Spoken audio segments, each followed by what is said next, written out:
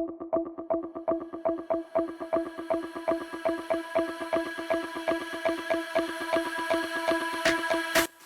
and welcome to the Rediscovering podcast. My name is Millie and Hazel.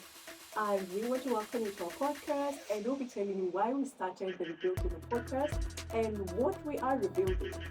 Wait. Yeah. So I think we should start by introducing ourselves. Maybe, I don't know, you can say a little about me, I can say a little about you, and then we go to introducing ourselves. Okay. So this is Millie. We are sisters, by the way. She's a millennial, a mom of two, and she just got divorced and she's rebuilding her life. Right? That's Did I leave something out? I don't know, to be honest. Yeah, I think that's it. Yeah, you're rebuilding your life after divorce. So. Exactly. And of course, you are Hazel, my little sister, a Gen Z, who is unmarried, child-free by choice. What else? Maybe avoiding the mistakes that I made. I don't know. Learned a lot from you, so Yeah. that's sorry. Exactly. And so speaking about like the child-free and the unmarried, but I don't know if you want to dive into that. Tell us, are you planning to be unmarried forever, child-free forever? We want to know. I mean, for now, like, yeah, I plan to remain single. Maybe you're gonna And give us married. some more juice on that. Married. For now, Mhm. like my plan. That's my plan B. Actually, my plan is to remain unmarried. Oh, Child-free. oh, okay. So That's like my plan. getting married is a plan B. Yeah. If everything else doesn't work, Then you're gonna get married. Yeah, I could get married. How does that make sense? Like most of us you were know, raised to have marriage as the plan A. for us, like Gen Zs, Uh-huh. like it's for us, we put ourselves first, you know. Okay. So like, if it Interesting. doesn't work Yeah. for now, and Uh-huh. that's all right. Maybe we can include someone else. We can create space for someone else in our life. First. Yeah, that makes me feel like a total failure. Like, No, like for you, like millennials, you followed sort of a script. Yeah. For us, like we are trying to deconstruct that by living life differently. We are trying not to live by like societal norms. Yeah, we're trying to deconstruct, bro. I know, like, okay, make it make sense. We're going to dive into that maybe in one of the coming podcasts and episodes and all that. But you know what we should be doing, like, maybe, like, together, what are we asking? Like, how do women build lives where we do not have to actually rebuild from or recover from survival? So that's the whole point of these podcast, to just understand, you know, because some of the things I feel like some of the things we have to rebuild ourselves from are not actually our fault, right? Like, it's not our fault. Like maybe we got born into a certain family and following like certain norms, like this is how it has to be. Yes. That's not how it has to be. Yeah. To be honest, like we are just discovering this life. Like there's no blueprint. Exactly. And there shouldn't be a blueprint actually. Yeah, we're just here to live this life because first of all, like for me, one thing I'm trying like to rebuild is my understanding of life itself. Sometimes I find myself asking myself like, what is this life all about? What's the whole point? Yeah, right? what's the whole point of life? Like we are here just to work hard to try to get the rich people richer. Like what's the whole point of life? Because at the end of it, we just live, you know.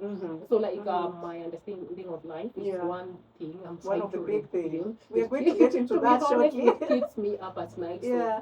So, your understanding of life. That's a very interesting one because it makes a lot of sense because that's where we'll be going next. Like maybe trying to understand why are we actually rebuilding? What are we rebuilding? Maybe we'll be giving each other like a point and then expounding on it a bit because we're going to dive onto that in the next episode. So maybe I don't know. Yeah, you know, to rebuild, we first need to understand why. Yes. Why are we actually rebuilding? Yes. And what is it that we are rebuilding? Why is this life? Why does this life like require a lot of rebuilding and doing reinvention and reconstruction? Exactly. Why are we reconstructing? Because I think one of the things that we're going to be diving into, because these issues, the family issues that we've spoken about, because seeing me and you're a Gen Z, I'm a millennial. We've been born in the same family. We share parents. We share life in the same compound. Exactly. The same compound, the same parents, the same everything. But then for some reason, we have gone like different lives are strange to each other. Like I can tell you something and then you wonder like, what are you talking about? And then you wonder where did this come from? Is it personalities, there's our identities. a huge life gap between us, even if you're a young millennial and the older Gen Zs. There's a huge difference between our lives. So there's a lot of understanding to do. Yeah, so I think let's go into the part where what are we rebuilding? Maybe what, how, and why, right? But just very simply, because we are going to dive into these in the coming episodes. So you've talked about something very interesting, your understanding of life. That's one of the points. I don't know what my number one point is actually. I think having gone through marriage and divorce, I kind of lost my identity because my identity, I feel like it was tied to me being a wife to someone for 12 years. That's a decade plus too. It's a whole identity that you lose because I was used to be you don't have a life outside someone exactly else. Who are you? I'm someone's wife, someone's mom. Probably when I was working, I'm a flight attendant. Right now, actually, when someone asks me what do you do, I'm like, that's an interesting question because I'm not sure what I should say, right? Mostly, I find that married women and moms they find it difficult explaining themselves. Yes. Tell me about yourself, and then they will be like, I'm a mom. You go blank. Who are you outside being a mom and being a wife? You yourself, really before you're a mom. Exactly. Yeah. So that's one of you my need to things. rediscover yourself outside marriage, outside being a mom. Yes. Yeah. So back to you. Why are you rebuilding that? What are you rebuilding next? I'm also rebuilding my relationship life. So you don't want to get married, or you want to get married? Okay, I'm very interested in hearing the relationship. Because do I need to explain? Yeah, you tell us. You are rebuilding a relationship. Why? So let me explain from my point of view about actually. Let's talk about marriage. For me, for marriage. I can see you rolling your eyes, and I'm like, okay. On marriage, I don't feel like I have the ability to allow someone or to make space for someone into my life, right now. So is it physically, emotionally, or both? Physically, and both actually. Wow. Okay. Because I need my space. Actually, my idea of marriage and even relationship is you yourself, you by yourself, and I'm me by myself. I don't want to lose myself into relationships. I don't want to lose myself. But you can be you, but still be in a relationship. I feel like relationships take a lot from me. I think if we are dating, if you're married, you just have to live separately. Yeah, you have to live. Wow. Okay. Yeah, so that's my whole idea of that. Okay. Interesting. Interesting. Well, that's the second thing I'm rebuilding myself. I think I'm rebuilding my body as well. I feel like the last since I started healing, since the separation and everything of my marriage, I feel like I've been fluctuating between losing weight and gaining weight. So I feel like I'm at a point where I need a bit of stability in terms of where my weight is. That's something that I hardly talk about. Body image. Yes, my body image, because I'm not sure. I'm very tall, right? So I need to have a certain idea of body mass index, but I'm not sure if do I even actually want to lose weight or do I want to maintain it. So I'm at a point where I want to now, because I'm out of depression. I don't know if it was depression that would make me fluctuate the weight. So I also want to rebuild that. I don't know how to explain it, but yeah. Yeah, that's actually one thing I'm also rebuilding. My body image. I've had struggles with accepting my body in the past, especially my legs. Okay. When I was in high school, I don't know if I need to say bullied or some comments. Okay. Yeah, weird comments. Yeah, so I've had some weird comments about my body, about my legs. So I was. Wow. Yeah. You've never told me this before. I've never known this. Yeah, I've never told you. But so I was so not confident about my body. Yeah. So I struggled a lot. And sometimes I told you before how I used to miss meals in high school. Yeah. Yeah. So I was struggling with my weight and everything. So I but used to intentionally you were a teenager or something. Yeah. In my mind, it was about I'm a teenager at that point. Oh yeah. It was me trying to beat what people are saying about you. Yeah. Okay. So look at my legs. But right now I love my legs, but I've struggled. That's a good point, because I always feel, I think I tell you so many times about how I struggle with my thighs. I feel like no matter what size I am, even if when I've been like very small in the past, I always struggle with feeling, nobody has ever commented like badly about it or anything, but I always feel like self-conscious when it comes to my thighs. I feel like I always have like these huge thick thighs that I don't really like, and then it reminds me of that song, it's all like thick thighs save lives, and I'm like, which life? I don't want to save any lives. I just don't want these thick legs. But then again, you hear people say, oh, I want to have your legs. Exactly. But then deep down by yourself, like, you don't feel comfortable. Exactly. They're there. Because I used to tell my friends in college, like, I'm so like self-conscious about my legs. I used to wear little trousers. That's why I like baggy trousers. Because it's in your subconscious. Like I still think about it. But then again, I've tried to build that. Go to the gym, and the way you're a gym girl. But then it's something I've struggled with. But I don't think I can't say like I've reached that acceptance point. That's a good point. Okay, so the third thing. What's the third thing I'm rebuilt? Oh, I know, my faith. I think this is a big one for me, like a very major part of my life. My faith has been like my solid foundation. My faith in God. Of course, there's one point I felt like God had abandoned me. Like, why is my marriage failing when I was trying so hard, when I was praying about it? Why did I have to even like go through like some financial struggles? So at one point, of course, my faith went down. So right now I'm very, very intentionally building my faith. Reading the Bible, again, I always give you like stories, you and my daughter, the stories about, what I'm reading, what I'm learning.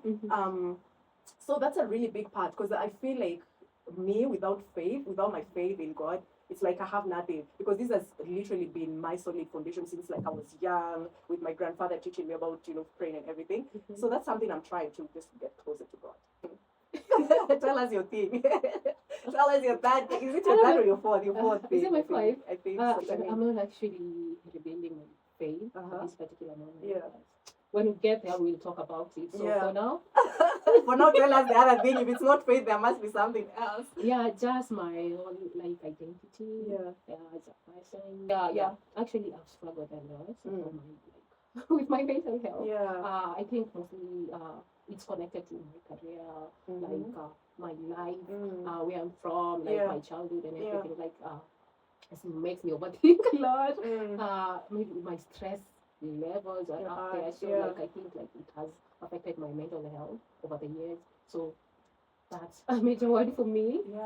So it is for sure. And I think I know part of that struggle, but I think we would be discussing one of those things, rebuilding our mental health and everything, because honestly, I have had struggles with my own mental health as well. I have had to go for counseling, right? I think you know that part. It's been a lot, and the fact that you've mentioned about like childhood traumas that follow us into the adulthood, also that's a really big part, because I think we have struggled a lot with, I don't know if we want to say this, I don't know if it's, what do we call it at this point? Is it like fatherhood, or we have daddy issues? Is it called daddy issues? Have like mother wounds? Every other wound. We have a lot of wounds. I think it's just like we need to rediscover ourselves. Even we start rebuilding. Exactly. We have a lot of things. We need to let go. We need to heal from it. And forgive. Because forgiving, I think at the end of the day, forgiving is for us, not for them. Because the moment we keep carrying these things into our future, I think they have affected us in like different ways. The person, these people who are shy, they're not gonna come and say, I'm sorry. No one wanna. Do you even think that they realize that we've been through this and we have had to rebuild? You'll find that Z Gen X and boomers, they don't accept their mistakes. And that's one of the things that is leading to the high, I think, mental anxiety issues. Because they will not like accept their mistakes. They tell you, I did this for you. You don't realize, like. And there's never an apology for some weird reason. There's never like an apology to justify why they did what they did. You don't realize how much I wanted for you. Exactly. I did this for you, for your education. You want to do it because you're the parent, right? Yes. You wanted kids, so like there's no justification for putting your child through all that. It was your duty to do this for this child. I get it. So like you find that there is a lot of people struggling with mental health, with family issues, all because like the parents or the caregivers don't wanna like accept. Exactly. So that's one thing we need to address. We actually need to like talk about all this, because I think at the end of the day, what I started by saying, like, we are rebuilding, some of the things we have to rebuild from are not our fault, right? It's these generational traumas that we are actually just trying to recognize the patterns before you even rebuild. You have to accept why is it there in the first place. Why was this rule made, or why did it have to happen like this, so that we can accept it first and start rebuilding. And I think we are rebuilding quite a lot. I think some of these things we're going to discuss them down the line.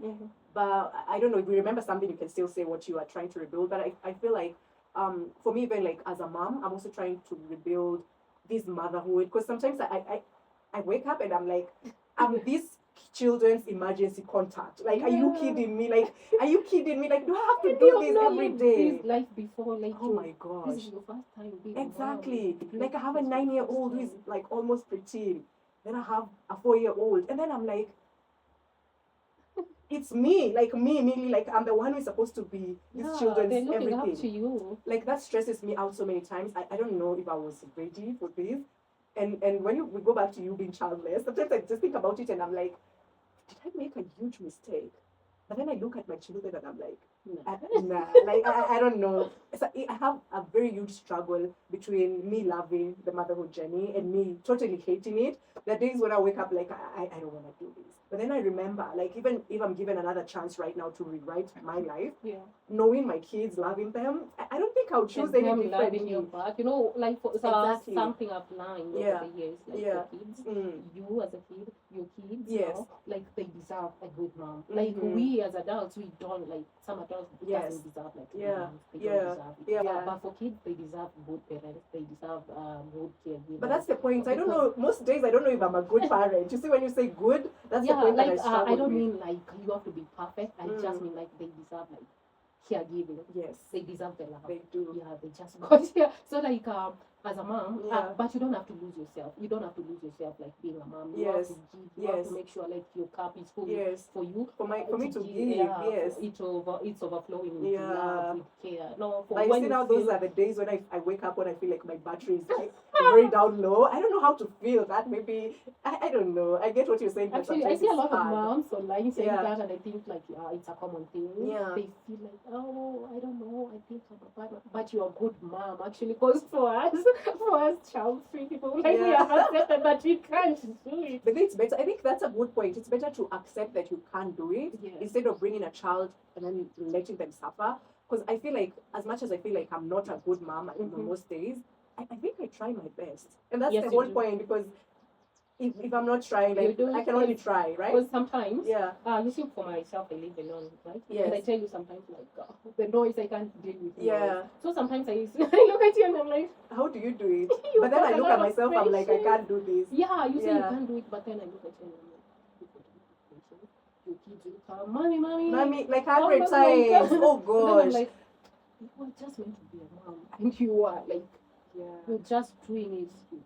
You're rocking it. Actually, you know what gives me hope at one point? I always tell myself, like, when God gave me these kids, He knew I could handle them. Yeah. Even if I look at myself and I feel like, man, I don't know if I'm doing the right thing or what, but I give myself strength and say, these kids were given to me because God knew I could handle them.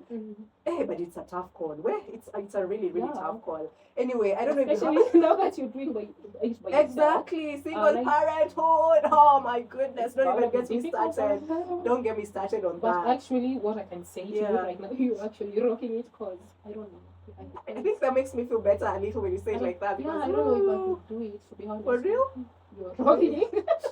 Actually, when you say that, it makes me feel like I'm trying. I don't know. You know, we need. You're not trying, like you're actually doing it. You know, kids are not like experiments. You're actually doing it.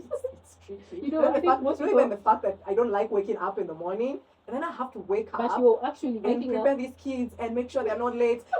And then some days I look at myself and I'm like, I don't believe I'm the one. Like, I feel like a superhero, but I know motherhood is not superheroism. It's literally, you are trying to do the best you can with the information you have, with the energy you have. Anyway, let's just leave motherhood. It's a whole conversation.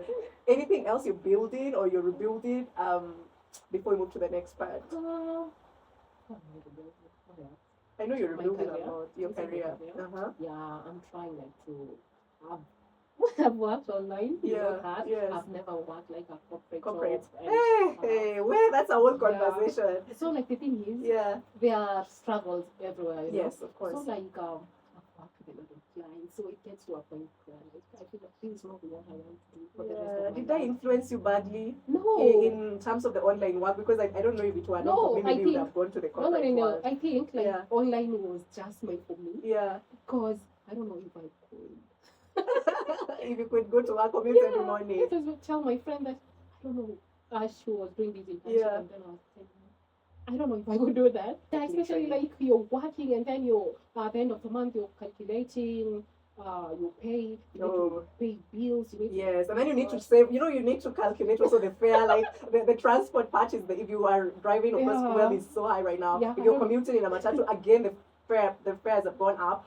And then you are left with almost oh my god, that's so bad. To be honest, I've never pictured myself working a corporate job. Yeah. But now for the online world, we've got our own struggles to live, right? Yeah. So like I've been thinking about how like I'm working with someone. Yes. They are paying me. Yeah. Dollars, job yes, dollars. Very nice. Yeah. I don't want to keep working for these people. I want to like work for myself. Okay. Yeah, I love supporting people. I love working online. Yeah. But at the end of the day, there is this mental drain. Yes. Like I don't want to sit there all day. Sometimes I want to go outside. And I've seen actually, speaking of that point where the online thingy, because like someone like you, I've seen this conversation on LinkedIn about how you can't, like if you ever wanted to go into corporate someday, whatever, you do not have tangible work to take like in your resume, in your CV, to say to an employer, this is what I've done, because they can't see like a company, like it's not something that it can be, it's a very big transferable skill, but then I don't know why they make it like online work. It's not work. I don't get actually that part. Think about that. Yes. What if I wanted to go? But then I don't want to, but then again, I think in about case, it because you can never say never, right? Yeah. So I think about it a lot. Yeah. And it stresses me. Yes. Yeah. And I think that's the whole point. I don't know. I have been employed, my whole life, like I've been employed until 2022. So I don't think there is really something exciting that I would miss to go back into employment per se, because I have been in employment my whole life. I don't think there's anything missable, honestly. I don't think there's anything missable, but obviously you can't say never say never. That life is hard, eh? It's very hard. But anyway, I used to think it's like it's so cool. Cool, eh? Hey, especially if you see the TikTok corporate girls thingy, and then it looks so exciting. But no. She's driving, she gets into a car every morning. And puts on a high heels. Yes.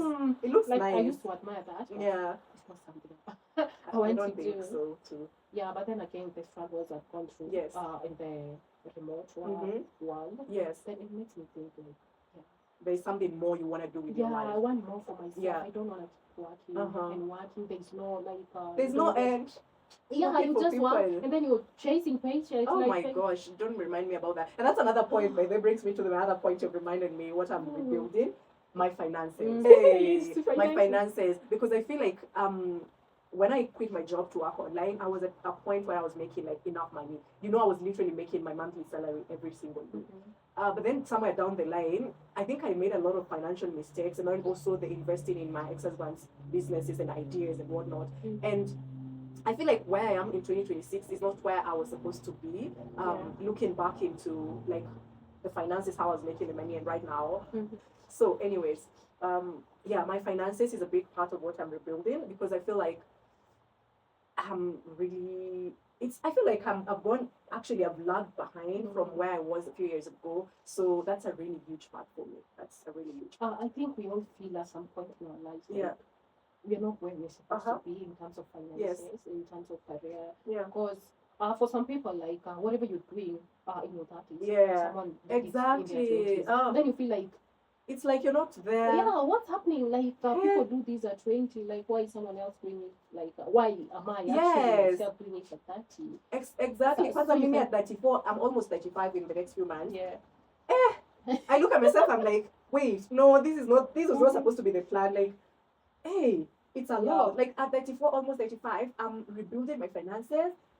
It's a little embarrassing, to be honest. But then when you realize, like we say, like there's no blueprint for life. Yes. So you realize, like, has their own life. This is mine. Like I've made some mistakes. I step back. Yes. Yeah. So like the comparison, like that's where the blueprint comes in. Yes. Someone has their own path. Exactly. And that comparison, by the way, is something that I think we need to discuss at one point because, hey, you know, when you go to like social media, can make you feel like you're really behind it. You look at someone who is younger than you, and then you're like, hey, what am I doing wrong with my life? Like, why am I here when these other people are there? But what you have said is very important because it's their life. Maybe even what you see in that highlight reel for someone else's life is not it's not comparable to a real life, right? Yeah. So that's something very, very important. And which brings us to the next point why are we even doing this podcast in the first place? I think for me, and the reason why I brought this idea to you, I felt like we usually do a lot of long phone calls. Like me and you today that we get same like literally at WhatsApp call, and then we are talking for like 2 hours. 2 hours, and we are discussing this kind of different issues. Topics. Exactly. And then it's like these kind of rebuilding topics. We're talking about relationships, friendships, healing, survival mode, careers. We are talking about finances, everything. And then I was like, why can't we talk about this on a podcast? Because I feel like we're not the only ones who are going through such tough things, life thingies, to just encourage someone out there because there are so many women, so many people out there who are rebuilding their lives in their 40s, in their 30s, in their whatever age that society didn't tell us that we should be rebuilding. So why not bring? So that's why I brought the idea to you, and then luckily you are very open to it. And I also feel like even as a woman who has been through survival mode, me as a woman who has been through marriage, divorce, motherhood, career change, and everything, I feel like some of these times we live in survival mode a lot, and there are so many women out there who are being called strong. Kwanza, I hate that thing for being called strong. I don't like it. Kabisa, by the way. I hate being called like wife material. That wife material, exactly. Like you see that thing of being called strong. Why are you calling me strong? I didn't choose to heal and rebuild from this. If I was given a choice in life, maybe I would have chosen the softer, easier path. Exactly. You know? I don't think there's anyone who would have chosen to live a difficult life. Just for them, this is what happened to me. This is what happened. Exactly.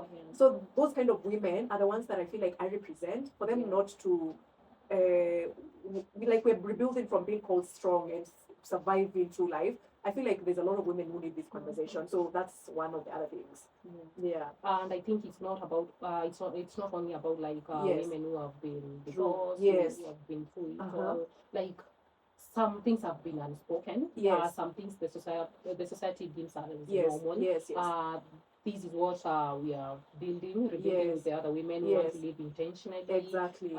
And we're trying to avoid mistakes. Because that's also part of rebuilding. You're rebuilding, you're breaking the rules that CC, like the millennials we followed. So I think that's part of it because you don't have to have gone through like the experiences that I've gone through to rebuild, right? Because for you who is avoiding marriage, being child-free, and you haven't lived through this career, you also rebuild it somehow. So you don't have to be broken to rebuild. You can be broken from inside, but you've never really brought it to light. You don't have to have fallen like deep into it for you to rebuild. Yes. You can just build. You could just be building. Yes. Don't get caught up in all that. Start rebuilding. Exactly. So for both the older generation, millennials like myself, Gen Zs like yourself, even the younger Gen Alpha, I think everybody has a lot to learn from the podcast as we continue to talk about these relationships, friendships, daddy issues and mother issues, and what else are we healing and faith and everything and career change and finances. So we are hoping that like people are gonna enjoy this conversation because we're gonna dive into some of these things. They're very interesting. Like some of the things that you've mentioned. I want to hear more because I feel like, wait, are you really my sister? Because I'm hearing some of the things for the first time and I'm like, wait a minute. I think you're going to learn more about me. Yeah, we need to learn more about each other. Because I think like I struggle. Talking about myself. I tend to like, I can bring up a point and then when someone starts talking now, I just want to listen.